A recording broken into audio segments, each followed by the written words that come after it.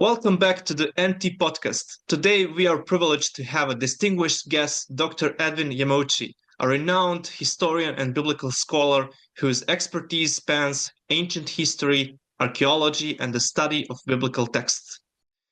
Dr. Yamauchi has spent decades exploring the intersection of history and the scripture, shedding light on complex and often controversial topics. Dr. Yamauchi, welcome. How are you? Thank you.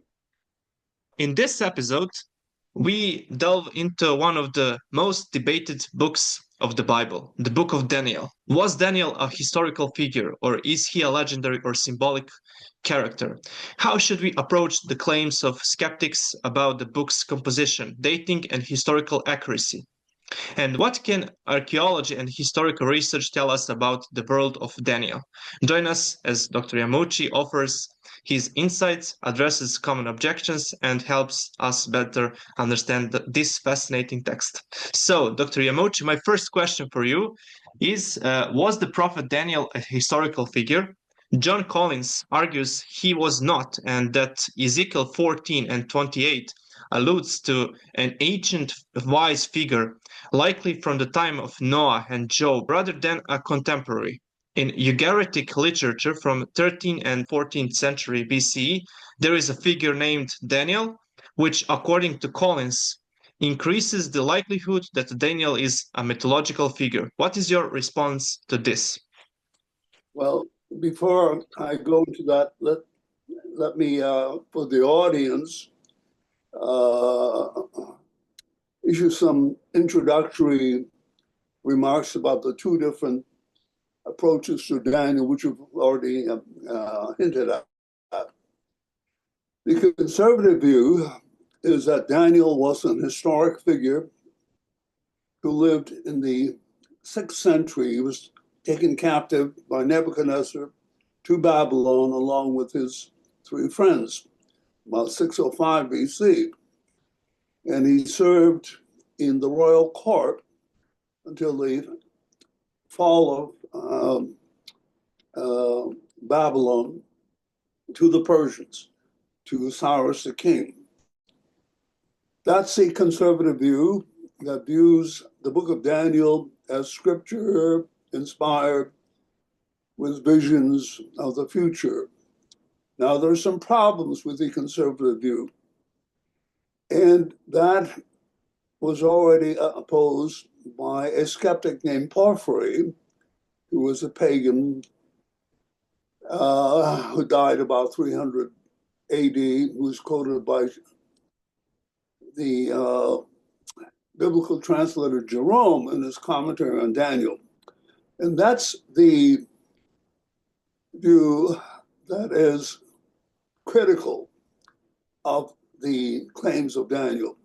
And John Collins, whom you mentioned, is a professor at Yale University who wrote a very massive commentary, which I'm glad you are familiar with, because it's probably the best advocate of the critical view, which says that Daniel, the book of Daniel, is a pseudonym, not written by Daniel or someone close to Daniel, but many centuries after the time of Daniel, in the 2nd century, when the events described in Daniel 11 took place during the Maccabean Revolution.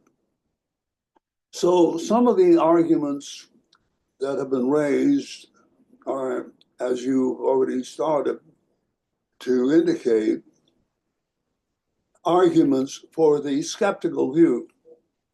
Now, as to the specific point that Collins makes, that the Daniel mentioned in Ezekiel is not his contemporary, Daniel in Babylon, but a long-lost mythological figure from the Ugaritic text. Now, Ugarit is an ancient city in Syria, where near Ras Shamra, where a corpus of unique cuneiform alphabetic texts were discovered called Ugaritic. I happened to study under Cyrus Gordon, the Jewish scholar, who was the foremost authority in Ugaritic. Now, the city of Ugarit was destroyed in 1200 BC.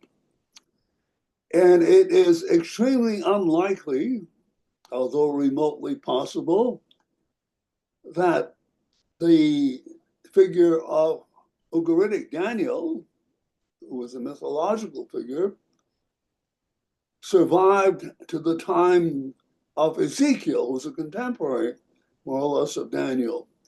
That is a highly unlikely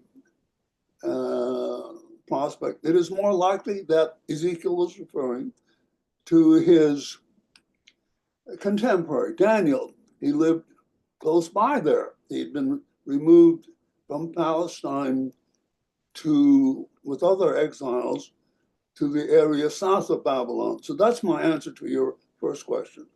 Okay, you mentioned Porphyry. So he said that Daniel is written in the Hellenistic period rather than in the 6th or 5th century BCE. So what evidence would you provide to support an earlier date? Well, the basic information in Daniel, of course, not looking at the supernatural events of the dreams, but the names of Daniel and so forth, which have been questioned, are supported by some very important British scholars who have written on the Old Testament, but that's not their primary field. Donald Wiseman, professor of Assyriology, University of London, and several others, including a keeper, Terence Mitchell of the British Museum, and others, have written in a very important book on some problems in the book of Daniel, supporting the general historicity of Daniel. Dr. Wiseman, who was a fellow of the British Academy, presented a lecture, and I was at his home in 1985 when he was preparing this lecture, which is published as Nebuchadnezzar and Babylon, where he provides cuneiform background to the book of Daniel. Dr. Wiseman translated the very important Chaldean Chronicles, which is a rare instance where we have confirmation of Nebuchadnezzar's attacks upon Jerusalem, not his first attack, but his second attack. So I trust Dr. Wiseman's expertise, as well as others, including Alan Millar, who takes pretty much the same position. Alan, whom I knew quite well, he recently passed away, was a Rankin Professor of Semitics at the University of Liverpool. Also, Kenneth Kitchen, whom you're familiar with, Professor of Egyptology at the University of Liverpool, took these positions. That is, they believe that in spite of some problems, Daniel was authentic, and it rang true to the cuneiform evidence that we have from that period. Amazing. I can add only one more guy, Dr. Zdravko Stefanovic. He wrote a book on Aramaic in Daniel, so he argued that it is consistent with earlier dates. So he wrote for Sheffield Academy Press. So okay, so this is your expertise. You wrote an article on this question. How do you explain the 3, or some say 4 Greek loan words in Daniel 3:5, referring to the instruments, some of which cannot be found even in Greek literature during Daniel's time or centuries afterward, let anyone in other languages? So what is your response on this? Well, this is an old argument that was first stated clearly by S.R. Driver at the end of the 19th century. These 3 words occur in the Aramaic section of Daniel. The Aramaic, as you've already implied, is written partly in Hebrew and partly in Aramaic. And interestingly enough, these three musical terms refer to the orchestra that Nebuchadnezzar ordered to play music while people were supposed to bow down to his great statue. The first of these words, kythros, is quite clearly the Greek word kitharos, which means a lyre. And that, of course, is already mentioned in Homer and depicted in art. There's no problem with that word. The second word is psanterin in Aramaic, which is psalterion in Greek. And Driver and others have maintained that this word was not attested until late. And the third word is symphonia. Symphonia, like symphony, was later interpreted in Jewish sources as a bagpipe. That's why the King James Version calls it a bagpipe. But it can mean perhaps music set in harmony. Now, although those musical instruments are not attested until later, first century BC, the verbal use of the words kitharosein and psalein are found already in Homer. So we find that if the verb, which means to play a lyre and to play on a harp, psanterin means a harp, a large stringed instrument, are there, one can conclude that certainly if the verb to play a lyre and play a harp already attested as early as Homer, 8th century BC, there's no reason to doubt that the instrument did not exist that early.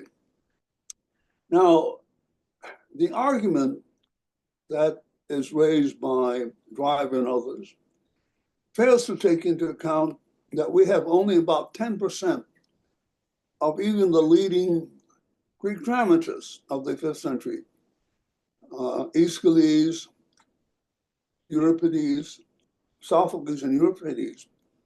Only a very small fraction of the known plays have been preserved. So we do not have the whole corpus of that literature. Also, very little of the lyric poets, like Sappho, have survived.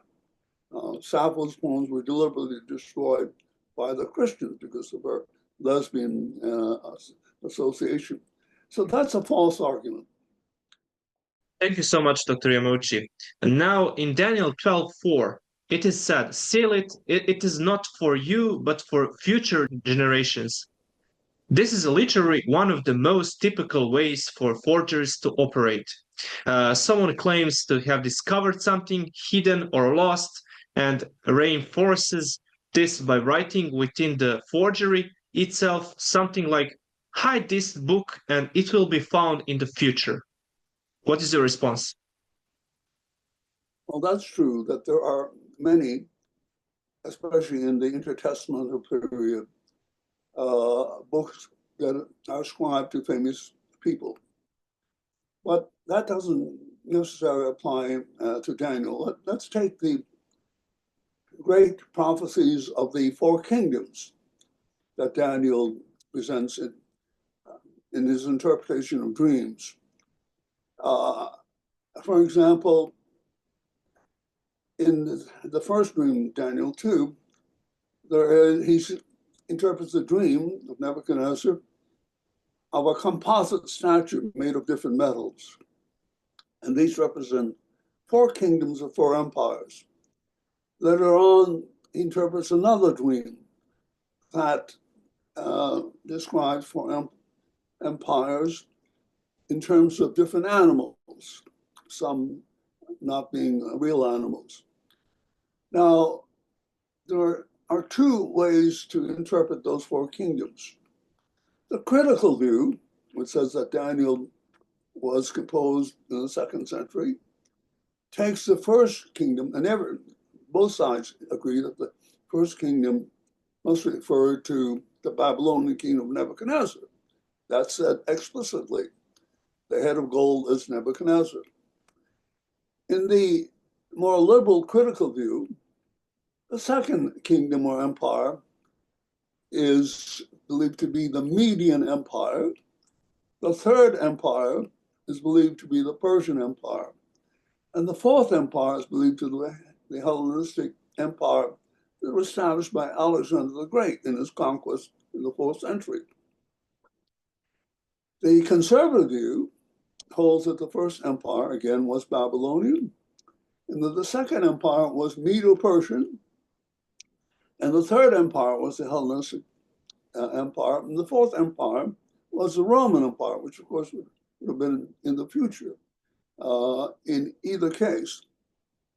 The problem with the first view, the liberal critical view, is that the Medes did not have an empire. I've written about this in my Persia and the Bible book. The Medes were an Indo-European group who occupied a very small area of northwestern Iran near Ekbatana or Hamadan. They never had an empire. Cyrus, who was half Median and half Persian, overthrew his Median grandfather in 550 and established the vast Persian Empire. So the interpretation that is put forward by those who are skeptical of these four kingdoms is quite clearly wrong, and the knowledge of that error was already published in Herodotus in the 5th century. So my argument here is that Daniel is a true prophet, and not a false prophet. Okay, thanks for answer. And let's examine further, because the term apocrypha means hidden, originated from such practices where someone would say, here's a work by some ancient prophet. And when questioned why it had not been known before, they would reply, it was hidden, sealed, not meant for earlier people, but written specially for us. Examples include the Assumption of Moses, where Moses tells Joshua to hide work.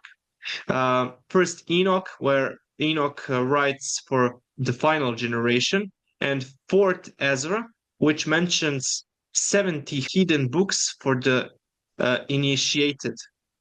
Does this mean that the book of Daniel is also a forgery?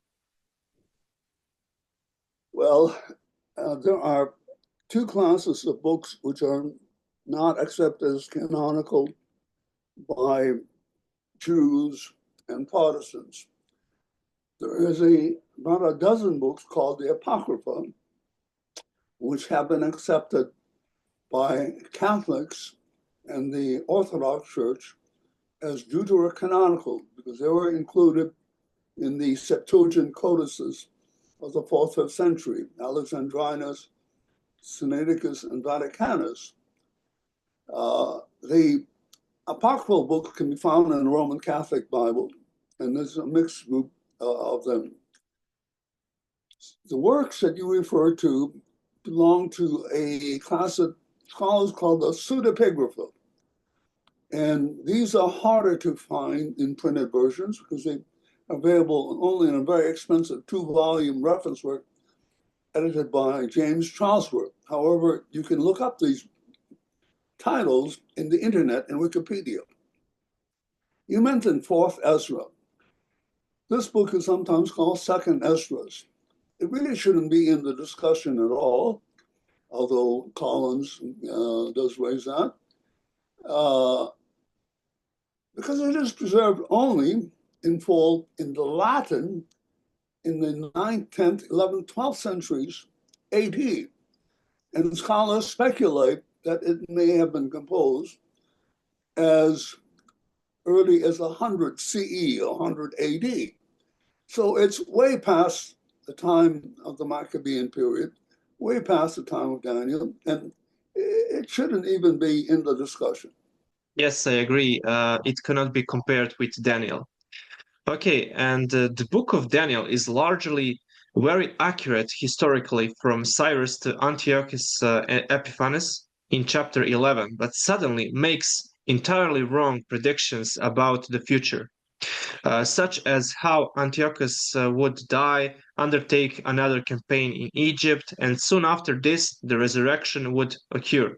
Moreover, the book presents three timelines, 1260, 1290, and 1335 days, that resemble typical rationalization by those who expect the world to end and then add new dates when their predictions fail. How do you respond to this criticism?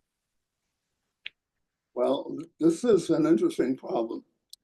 And one of the main reasons why Collins and others have accepted the late date for Daniel is a remarkable correspondence to the events of Antiochus IV. For the viewers who may not be familiar with this history, Antiochus IV was a Seleucid, that he was a descendant of Seleucus, the general of Alexander the Great, who died in 323. He controlled Syria. He was a great rival of the Ptolemies, who controlled Egypt. And he tried to forcibly cause the Jews to adopt the Hellenistic religion. He persecuted the Jews, desecrated the temple, and so forth. And the events of depicted in Daniel 11, up to a point, remarkably coincide with the known activities and campaigns of Antiochus IV. And that's one of the main reasons why those accepting the skeptical view, the late date of Daniel, think that Daniel is a prophecy after the event. After these events took place, then someone wrote about them and pretended it was prophecy. Now, there's a problem for both schools at the very end, because as you indicated, the last few verses of Acts and Daniel 11 do not correspond with the death of Antiochus IV, which took place in 164. And this is a problem for both schools of thought. For the more skeptical school, it means that this book of Daniel must have been edited by 165 before the actual events of his death took place in 164 BC. Otherwise, how did it get this so wrong? Conservatives try to argue, and this is a problematic interpretation, that those last verses of Daniel 11 do not refer to Antiochus IV, with some future Antichrist. So that's a problem for both schools of thought. Amazing, Dr. Yamauchi. Thank you. And can you address last sentence about those three timelines? Because I said that that resemble typical rationalizations by those who expect the world to end and then add new dates when their predictions fail. Well, I am not in favor of trying to interpret those dates precisely, as some dispensationalists do. So I would pass on that. Okay. Now, next question. The book of Daniel is not mentioned in the book of Sirach, written in the 2nd century BCE, which references nearly all other significant biblical figures except Daniel. Does this suggest that the book of Daniel was not yet compiled or completed? Well, the book of Sirach is one of my favorite books. It's in the Apocrypha. It's a long book, about 15 chapters. And as you mentioned toward the end, he has a list of luminaries. But look, he doesn't mention Daniel, but he doesn't mention Ezra. He mentions Nehemiah. Now, Ezra and Nehemiah were contemporaries in the 5th century. The book of Ezra and the book of Nehemiah were considered by the Jews as one book. Ezra is not mentioned in the voluminous works that have been preserved of Philo, he's not mentioned in the New Testament. That has no bearing on the existence of Daniel. All right. The next question is the Qumran scrolls demonstrate that later chapters of Daniel circulated independently, written on separate scrolls without the earlier chapters. This would imply that they were written independently and only later combined into one book. Do you agree with this? Well, the Dead Sea Scrolls were found at Qumran, northwest of the Dead Sea, in 1947. And there are various caves where these scrolls have been found. 8 fragments of Daniel have been found, none of them complete, but all quite substantial. There's no reference to chapter 12. So these are fragments from different scrolls of Daniel. They prove nothing about the composition of Daniel that you indicated as being separate. What's interesting is that the transition from Hebrew to Aramaic is attested in these scrolls. And one of the scrolls is dated as early as 120 BC by the experts. So I would say that the argument that has been raised by some scholars that you quoted is quite misleading. You can't base that argument on the fragmentary nature of the Qumran scrolls of Daniel. All right. Okay. So just to note, those are questions from skeptics. That's not my questions. I hold your view. So yeah. Regarding Nebuchadnezzar's madness, the Qumran scrolls include the prayer of Nabonidus, which describes Nabonidus being ill and healed by a Jew.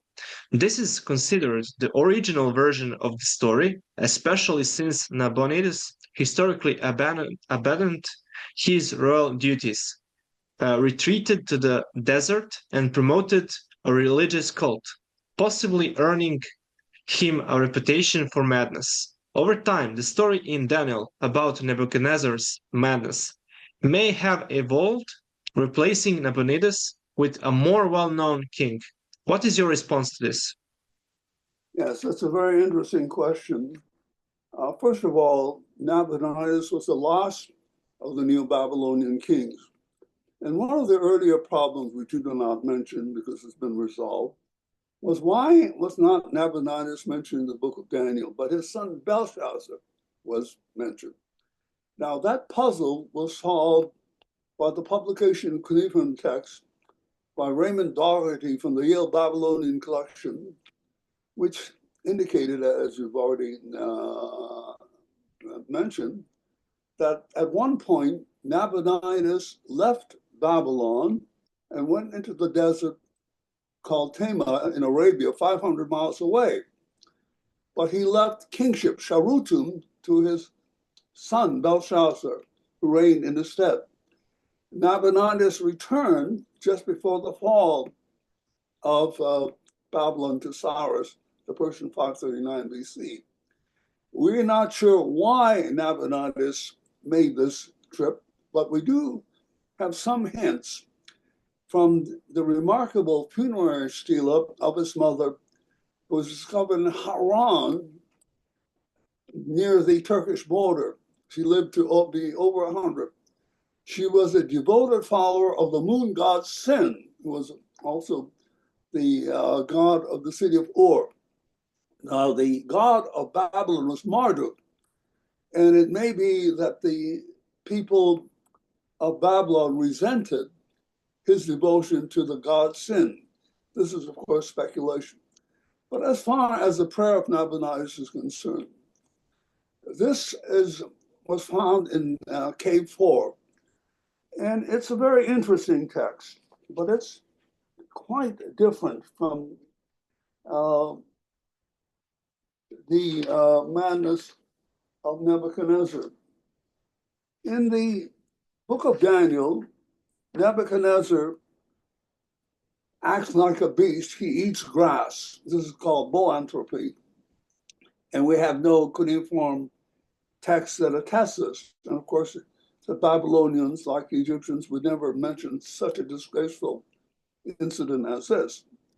In the case of the Nabonidus text, which is found in 4Q, Nabonidus claims that he's been afflicted with an illness for 7 years. Now, Nebuchadnezzar was afflicted for 7 times, or 7 seasons, not necessarily 7 years. Nabonidus was afflicted with a skin ailment, Shaheen, someone like Job.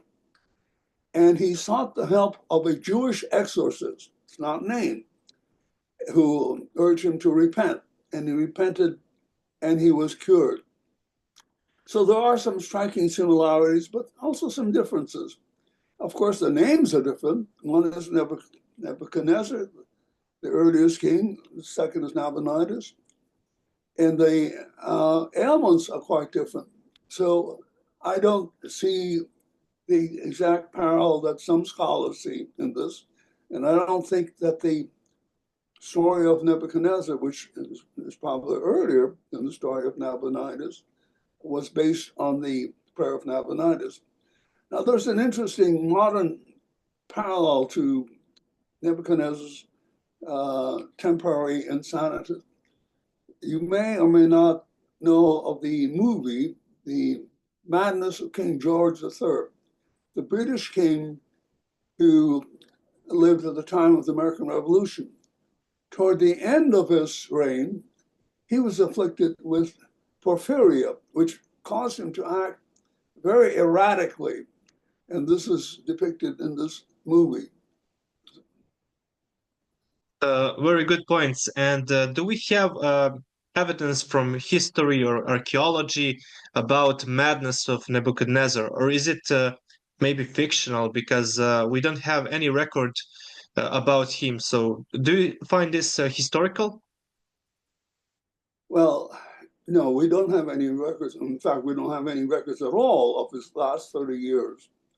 And even if we had those records, they would not report such a disgraceful episode. Okay, that's honest. And now, how do you address skeptical scholars' objections regarding historical inaccuracies, anachronisms, and unverifiable descriptions? For example, incorrect dating of the siege of Jerusalem in Daniel 1:1. Well, that's fairly easy to explain, as Alan Millard has pointed out. This refers to the attack of Jerusalem in the beginning reign of Nebuchadnezzar, which has been dated 605. There's a famous battle of Carchemish in northern Syria that took place that is not recorded in the Bible. But we know that the Pharaoh Necho advanced through the Megiddo Pass and fought Nebuchadnezzar there. He was defeated. What's interesting to me is that both sides were using Greek mercenaries. But that date of Jehoiakim seems to conflict with a reference in Jeremiah to the 4th year of Jehoiakim for that same period. Alan Millard has pointed out an easy solution to this. First of all, there were 2 calendars that were used, both by the Jews and the Babylonians. One was a Nisan to Nisan calendar, spring to spring, and these were lunar calendars, and then a Tishri to Tishri, a fall to fall calendar. For example, the Jews celebrate Rosh Hashanah, usually in the fall. Secondly, there were 2 different systems by which to count the years of a king's reign. One was the accession year, the actual date at which he succeeded his predecessor. But then there was the official regnal date, which only began after the following Nisan, New Year. So as Alan Millard points out, you can accommodate year 1 with year 4 by assuming these 2 different rates of reckoning.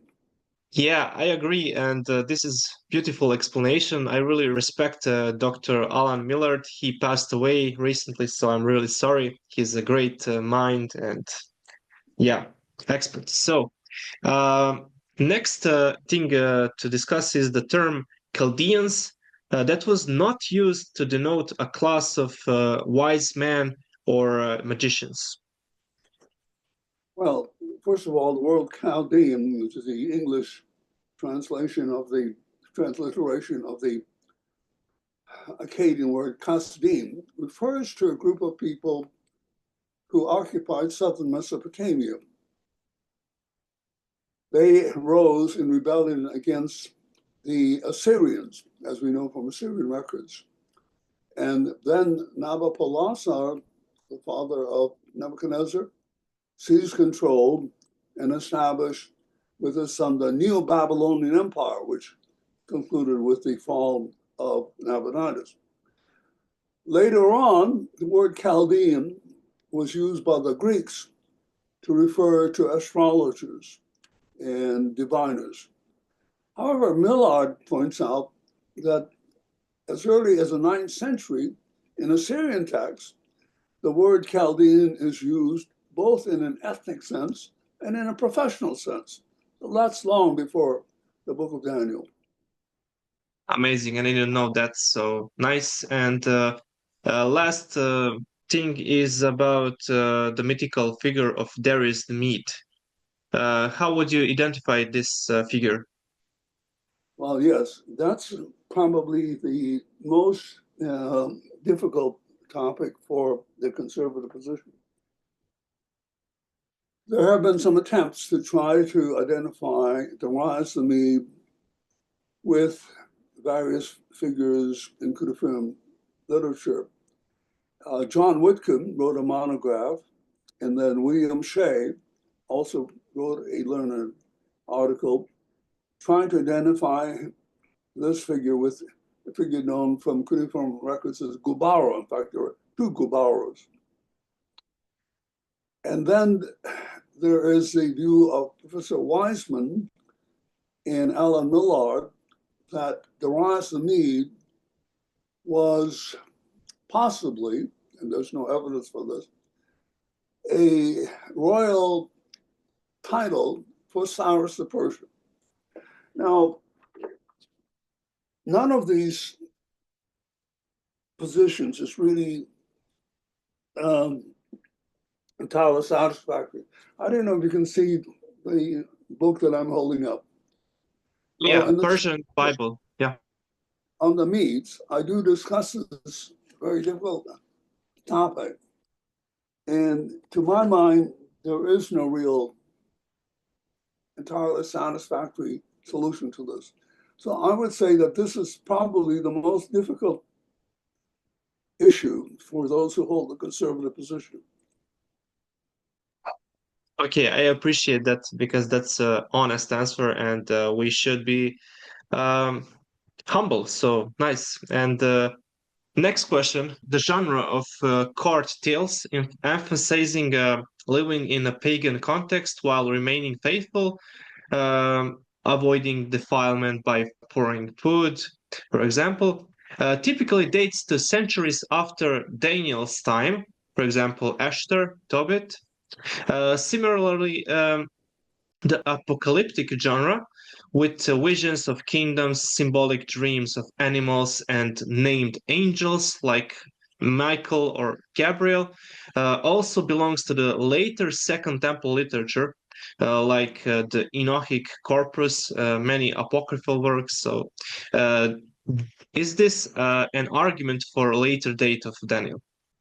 Well, you mentioned Esther and you mentioned Tobit. Those are two different books that have different historical backgrounds. I have argued for the historicity of the Book of Esther based on archaeological evidence by the French found at Susa, which is the scene of Esther. And I discuss this again in my book, Persian the Bible. So I don't dismiss Esther as simply a court tale, as some scholars do. Now, Tobit is another, it's a different book and a lighter book. It's part of the Apocrypha. and it's set in Nineveh. And it's full of unhistorical references. Now, interestingly, fragments of Tobit in Hebrew and Aramaic have been found at Qumran. So I wouldn't dismiss the book of Daniel as like the book of Tobit. I think it's more like the book of Esther, and that both are historically grounded. Now, as far as the name of the angels, Michael and Gabriel, these are archangels. And first of all, the Hebrew word for angel, malach, simply means messenger. Malachi, the last book of the Old Testament, means my messenger. Most malachim, most messengers don't have wings. The only angels that have wings are the seraphim and the cherubim, those guarding the Garden of Eden and those above the Ark of the Covenant. Similarly, the Greek word for angel, angelos, from which we get euangelos, or the good news, simply means messenger. And they're usually depicted as human beings, not with wings and not fanciful. And it's true that in the intertestamental period, there was a proliferation of the names both of angels and demons. But that's not true of the Old Testament. Can you also address the visions of the kingdom, symbolic dreams of animals, and other stuff that are linked between apocryphal books and also Daniel? Not necessarily. Of course, there's a lot in the pseudepigrapha that talk about different kingdoms and so forth. Daniel is unusual, and that's why it was placed not among the prophets, but in the Ketuvim, the third book of third order of the Tanakh, the Hebrew Bible. One would argue that Daniel is the earliest of this genre, and later on there are other imitations of this type of prophetic outline of history. Thank you, Dr. Yamauchi. Okay, and last question. It's a bit longer, but let me read. The Septuagint includes 2 additional chapters of Daniel, Bel and the Dragon, and Susanna. Hermeneia claims, that's a commentary of Old Testament, so Hermeneia claims that even a Hebrew original, at least for Bel and the Dragon, is possible or even discovered. In these stories, Daniel is thrown into a lion's den without any indication that the author knew of the book of Daniel we have. This suggests that both Bel and the Dragon and our book of Daniel may have originated from oral traditions about Daniel in the lion's den, later developed into 2 different but similar narratives. What is your comment on this? That's a very wild theory.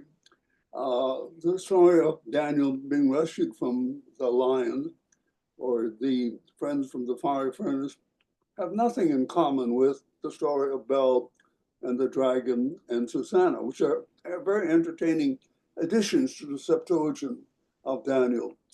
In both of those 2 stories, Daniel plays the role of a detective. In Bel and the Dragon, the priest of Bel, that is Marduk, the god of Babylon, claimed that the god consumes the sacrifices. And Daniel proves otherwise by coating the floor with a powdery substance and demonstrating by the footprints that were left on the floor that it was the priests who were eating the sacrifices and not the god. In the case of Susanna, a virtuous woman is assailed by 2 lecherous Jewish men, and Daniel, by cross-examining them separately, shows that they are lying. So those are entertaining stories that were added to the Septuagint of Daniel, but they have nothing to do with Daniel being saved from the lion's den. Okay, Dr. Yamauchi, and please, can I ask you, let's do again with this video. Can I ask you for the end about your story, how you become a scholar and historian? Can you please share your experience, what you learned through all these years? Can you send any message for Serbian people in our country and those who love theology and Bible? Can you say something? Well, God led me in a very circuitous way through his providence. I recently published my memoir called An Asian American Ancient Historian and Biblical Scholar, where I give full details of how God has led me. But I started trying to be, after my conversion when I was 15, planning to become a missionary. And so I spent some time at a small ranch in rural Hawaii, where I took care of animals. And while I did that, I memorized much of the New Testament. And I also taught a small Bible class, including the Minor Prophets and Ezra. And then I went to Columbia Bible College in South Carolina, which is known for its missionary emphasis. Then I went to the University of Hawaii, where I studied a number of languages, was an anthropology major. Then I went to a small Christian college in New Jersey called Shelton College, where I majored in Hebrew and Greek. And then I got a fellowship to study at Brandeis University, which is a Jewish university, under a famous Jewish scholar named Cyrus Gordon, where I studied many languages, including Akkadian and Egyptian, Aramaic, Syriac, Arabic, and so forth. And that led me to a position at Rutgers University, a state university, where I taught ancient history, not the Bible, but ancient history. And then I finally spent nearly 40 years at Miami University in Oxford, Ohio, and not to be confused with the University of Miami in Florida. Miami University happens to be one of the oldest universities in the United States, founded in 1809, even older than the University of Virginia. And our history department was the second largest in the state, besides Ohio State University. And I was able to teach many graduate students and write articles and books because I was interested in the Bible. While I did not teach courses in the Bible, I wrote, as you're familiar with, some books like Persian the Bible, African the Bible, edited books like Peoples of the Old Testament World, and so forth. And I tried to be a faithful witness to Christ, both on campus and off campus. And the Lord has blessed me with a long life. Thank you. Nice. And what is the biggest reason why you believe in the Bible? And who is God for you? Can you say something more about that?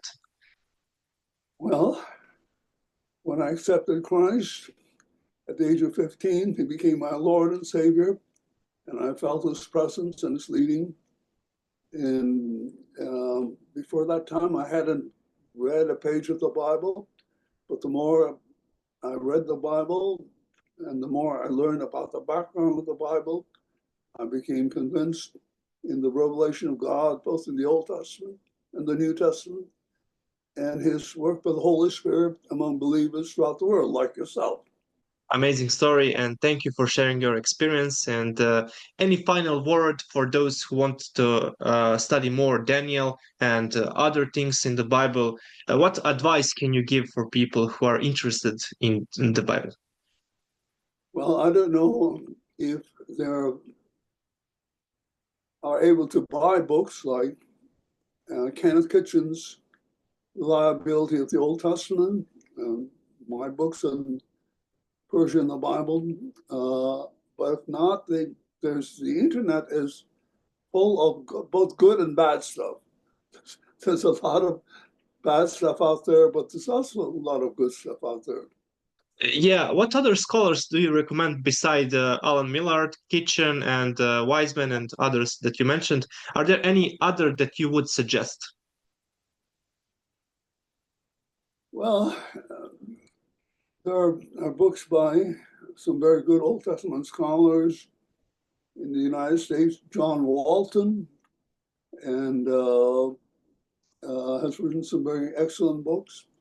Walton, John Walton, on the hidden books of the Old Testament. He gives the background of the Old Testament from the ancient Near Eastern world. Okay, thank you. Dr. Yamauchi, that's all for this interview. Thank you a lot. I learned many things from you, so I'm really happy. And this is really special because I really respect your work and follow your books. So this was really nice. And I hope that people who watch will learn much like I do. So thank you so much. Thank you.